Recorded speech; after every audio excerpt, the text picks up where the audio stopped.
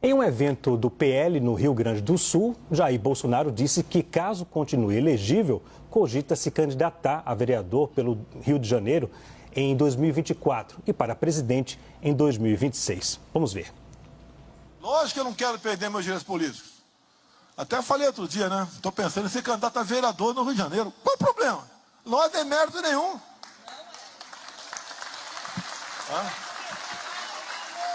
Até vou me sentir jovem. Que geralmente, né, a vereança é para garotada, para o mais jovem. É o primeiro degrau da política. 2026, se estiver vivo até lá, e também elegível, se essa for a vontade do povo, a gente vai, disputa novamente a presidência. E só como curiosidade, o presidente do TSE em 2026 será Cássio Nunes, que eu indiquei. O vice-presidente do TSE em 26 será o terrivelmente evangélico André Mendonça, que eu indiquei. As coisas mudam. Será que a preocupação com essa mudança antecipa essa vontade de... Olha, ele se reuniu com embaixadores.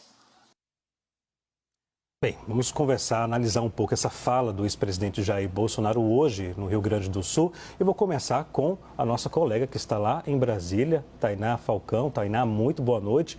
Como é que você avalia, Tainá, essa fala do ex-presidente um dia após, né, digamos assim, aliás, foi ontem, anteontem, que começou ontem o julgamento e foi suspenso, vai ser retomado semana que vem. Como é que você avalia essa fala do ex-presidente um dia após?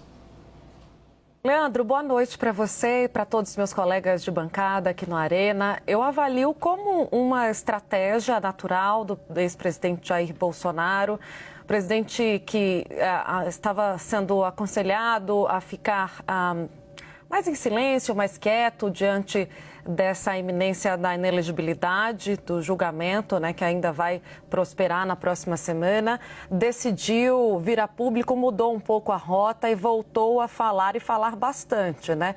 Ele ali está falando para o seu público, fala sobre eleições, afinal de contas, o julgamento trata disso, da possibilidade dele ficar fora da vida política por um longo período. A gente tratou disso na entrevista dele aqui na CNN e ele, é claro, na entrevista mesmo disse, não vou comprar um discurso de derrotado. E os aliados dele também. Quando a gente fala com o entorno do ex-presidente Jair Bolsonaro, ainda que a gente sinta, né, que os aliados precificam a inelegibilidade, acreditem que o caminho deve ser esse, aí são as razões diversas expostas por eles, os argumentos, né, muitos dizendo que é um julgamento político, enfim, são várias as justificativas que dão para essa possibilidade. Mas o que Bolsonaro está fazendo é seguindo essa cartilha, né, falando do TSE, já indicando qual deve ser o posicionamento dele caso a inelegibilidade se confirme, que é um posicionamento de se vitimizar diante do resultado e, claro, também não antecipando uma derrota, né? Quando questionamos para ele quem seria seu substituto natural, ele não quis. Ele mesmo se colocou como a pessoa que ainda é o nome da direita no Brasil. Então, o que ele está fazendo é isso, evitando esse comportamento de derrotado, tentando jogar para a plateia e fazer com que os seus aliados estejam alinhados com ele no discurso também. Janaína Pascoal, prazer novamente aqui no programa. Obrigada, cumprimento a todos. Tem muito tempo ainda daqui para 2026, né? Ou seja, muita água vai rolar daqui para lá. Como é que você avalia essa fala do ex-presidente? Olha, eu não descarto, caso ele mantenha a sua elegibilidade ou consiga reverter, né, uma decisão de inelegibilidade, que ele se candidate a vereador, viu? Eu sei que pode parecer retórica, mas o ex-presidente Bolsonaro, ele preza muito os mandatos. Eu digo isso por conhecimento de causa. Em 2018, quando eu não queria concorrer, ele me telefonou e disse: concorra porque é importante estar num mandato. Era um outro momento, mas assim, foi uma das pessoas que me incentivou a concorrer em 18. Então, ele tem essa mentalidade. Basta ver como ele orientou os filhos, ele entende que é uma proteção jurídica. Então, eu não descarto que o presidente concorra a vereador, seja para estar no mandato, seja até para justificar essa luta por sua elegibilidade, seja para fazer uma bancada grande na Câmara, no Rio de Janeiro. Eu não descarto. Interessante, Janaína, porque pelo menos a maioria dos políticos em Brasília, quando consegue chegar a um cargo alto, não necessariamente a presidente da República, mas nunca se candidata a um cargo menor, né? Olha, eu acredito de verdade nisso que ele falou. E acredito também que ele está arrependido de não ter saído a senador. Eu disse para ele na época, saia senador. E aí, infelizmente, ele decidiu insistir na presidência, deixou de apoiar um candidato. Se o presidente tivesse concorrido ao Senado, ele seria hoje senador e, por exemplo, Tarcísio seria presidente. Eu não tenho dúvida disso. E ele já demonstrou reconhecer esse fato.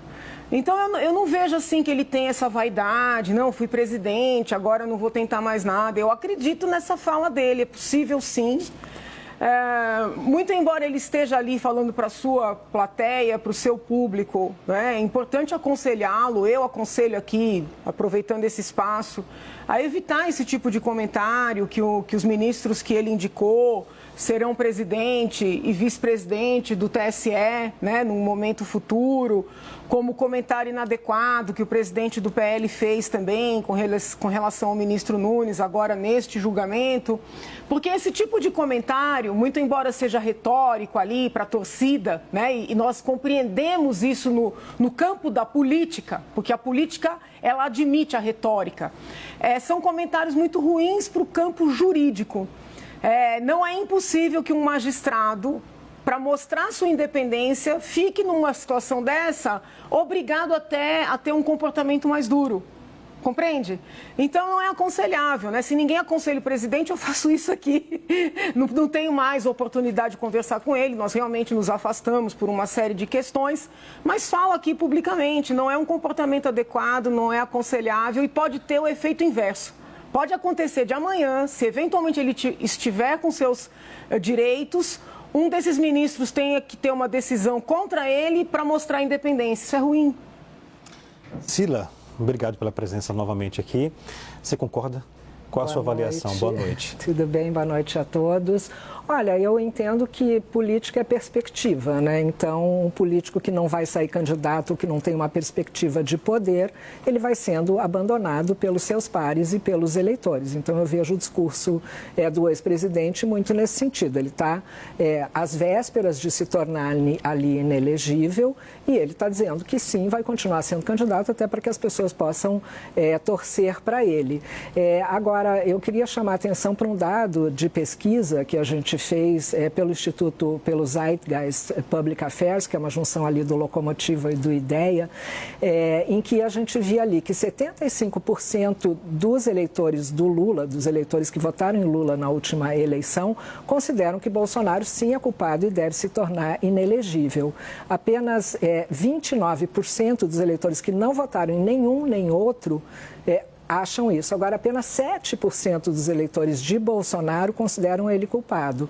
Então, ele está falando para essas pessoas, né? Isso eu concordo plenamente, não há a menor dúvida de que ele está falando ali para os seus eleitores, para a sua bolha, para os que torcem por ele. Vitor Irajá, obrigado pela presença também no CNN Arena.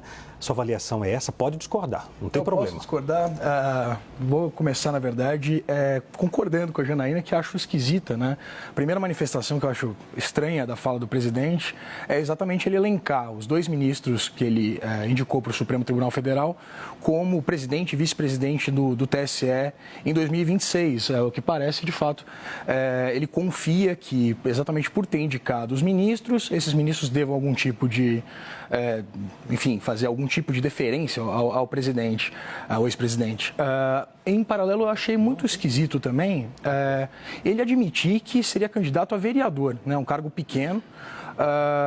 Por que não exatamente para se manter nos holofotes, se essa for a intenção do presidente, se manter no debate público, concorrer, por exemplo, a prefeito do Rio de Janeiro, né, dado que ele tem base, ele tem ainda penetração perante parte do eleitorado, e acho que eu recebo com estranhamento essa fala de que o